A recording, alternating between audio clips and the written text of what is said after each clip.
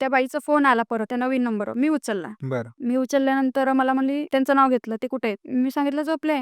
तुम्ही कोण? मला म्हणे तू कोण बोलते? म्हणलं मी बायको बोलते त्यांची. म्हणे मी मी बायको आहे त्यांची. मग मी कोण आहे मग? म्हणजे ऑलरेडी त्यांना बायको आहे, मग माझ्यासोबत का लग्न करून मला आणलं? मग मी त्याला लगेच उठवलं. बायकोचा फोन आलाय तुमच्या, मग मी कोण आहे? तिथंच माझं तोंड दाबलं त्यांनी.